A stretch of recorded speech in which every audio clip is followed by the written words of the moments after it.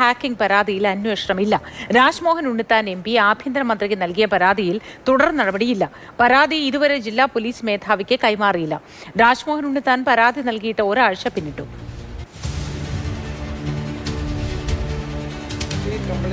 തീർച്ചയായിട്ടും അന്വേഷിക്കും. M P പരാതി കൊണ്ടുവന്നിട്ടുണ്ട്. നിങ്ങളുടെ എല്ലാം മുമ്പിൽ വെച്ച് MP ഹോം മിനിസ്റ്റർക്ക് പരാതി കൈമാറുകയാണ്. വടകര കാഫിർ വിവാദം പോലെ ഇതിൻ്റെ സമഗ്ര വശങ്ങളും അന്വേഷിക്കണം. ഇത് അടിസ്ഥാനരഹിതമായ ഒരു ആരോപണമാണെങ്കിൽ ആരോപണം മാധ്യമങ്ങൾ കൊടുത്തവരെ പിടിക്കണം. ഇത് ശരിയാണെങ്കിൽ ജനാധിപത്യം അട്ടിമറിക്കാനുള്ള ശ്രമമാണ്. നമ്മൾ ദേശീയ തലത്തിൽ കോൺഗ്രസ് ഈ ഹാക്ക് ചെയ്യുന്നതിനെതിരായിട്ട് ശക്തമായ പ്രക്ഷോഭണം രാഹുൽ ഗാന്ധി നയിച്ചതാണ്. അപ്പോൾ ഇവിടെ നമുക്ക് ഒരിക്കലും അംഗീകരിക്കാൻ പറ്റില്ല. അതുകൊണ്ട് ഗൗരവമായി ഈ വിഷയം അന്വേഷിക്കണമെന്ന് ഞാൻ ഹോം മിനിസ്റ്റർക്ക് പരാതി കൊടുത്തു.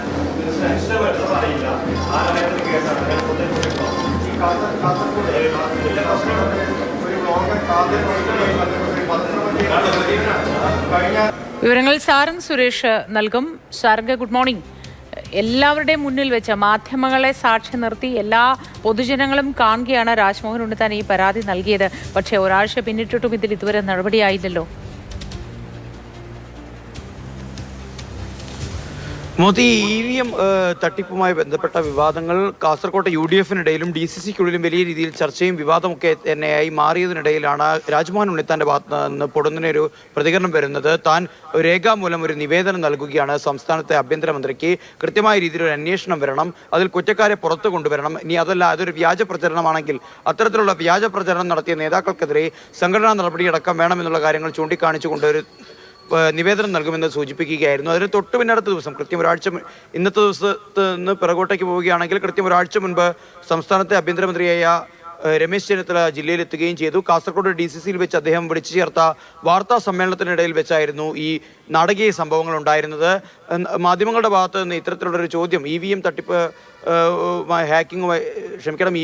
ഹാക്കിംഗ് തട്ടിപ്പുമായി ബന്ധപ്പെട്ടൊരു ചോദ്യം ഉയർത്തുന്നതിന് തൊട്ടു പിന്നാലെ UDF നേതൃത്വം അത്തരത്തിലുള്ള പരാതികളൊന്നും തന്നെ ഉന്നയിച്ചിട്ടില്ല എന്ന് ആഭ്യന്തരമന്ത്രി പറയുന്നതിന് തൊട്ടു പിന്നാലെ തന്നെ മാധ്യമങ്ങൾക്കും കൂടി നിന്ന പൊതുജനങ്ങൾക്കും പാർട്ടി പ്രവർത്തകർക്കും ഒക്കെ ഇടയിൽ നിന്ന് രാജ്മോഹൻ ഉണ്ണിത്താൻ എഴുതി തയ്യാറാക്കിയ നിവേദനം നേരിട്ട് നൽകുകയും കൃത്യമായൊരു അന്വേഷണം SIT അടക്കം ഉപയോഗിച്ചുകൊണ്ടുള്ള ഒരു അന്വേഷണം വേണമെന്ന് ആവശ്യപ്പെടുകയും ചെയ്തിരുന്നു. എന്നാൽ ഇപ്പോൾ അത് ഒരാഴ്ച പിന്നിടുന്ന സമയത്ത് ഇതുവരെയും ജില്ലാ പോലീസ് മേധാവിയുടെ കയ്യിലേക്ക് ആ ഒരു നിവേദനം എത്തിയിട്ടില്ല എന്നത് തന്നെയാണ് ഏറ്റവും ഗൗരവതരമായ ഒരു കാര്യം. എന്തുകൊണ്ടാണ് ഈ രീതിയിലുണ്ടായ ഒരു മെല്ലെപ്പോക്കുണ്ടായത് എന്നുള്ളതിനടക്കം ആഭ്യന്തര വകുപ്പും ജില്ലയിലെ പോലീസ് മേധാവിക്ക് അടക്കമുള്ള ആളുകൾ മറുപടി പറഞ്ഞു തീരൂ. ജില്ലാ പോലീസ് മേധാവിക്ക് ഇതുമായി ബന്ധപ്പെട്ട ഒരു യാതൊരു തരത്തിലുള്ള വിവരവും അല്ലെങ്കിൽ നിവേദനത്തിന്റെ പകർപ്പും തന്നെ ലഭിച്ചിട്ടില്ല എന്ന് പറയുന്നു.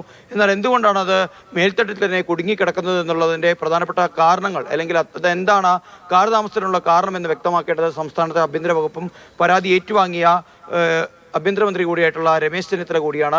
ഇനി അല്പസമയത്തിനകം തന്നെ നമ്മൾ രാജ്മോഹൻ ഉണ്ണിത്താന്റെ അടക്കം പ്രതികരണങ്ങൾ ഇതുമായി ബന്ധപ്പെട്ട് പ്രതീക്ഷിക്കുന്നുണ്ട്. പക്ഷേ മറ്റൊരു കാര്യം കൂടി എടുത്തു പറയേണ്ടതുണ്ട്. ആ ദൃശ്യങ്ങൾ നമ്മൾക്ക് സൂക്ഷിച്ചു നോക്കിയാൽ മനസ്സിലാക്കാൻ സാധിക്കും.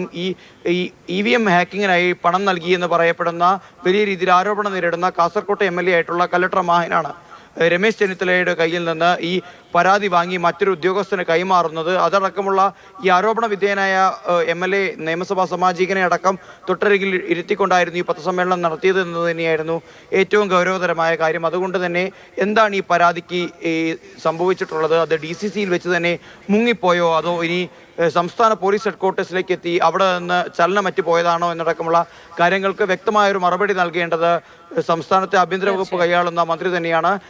കോൺഗ്രസ് ആണ്, ജില്ലയിലെ UDF നേതൃത്വമാണ്. അല്പസമയത്തിനകം തന്നെ നമ്മൾ രാജ്മോഹൻ ഉണ്ണിത്താന്റെ പ്രതികരണം ഉണ്ടാവുമെന്ന് തന്നെ നമുക്ക് പ്രതീക്ഷിക്കാം. സാരംഗ്, കാത്തിരിക്കാം. ഇക്കാര്യത്തിൽ ഇനിയും അന്വേഷണം ഒന്നും ഉണ്ടായിട്ടില്ല. വിശദാംശങ്ങൾ പങ്കുവച്ചത് സാരംഗ് സുരേഷാണ്.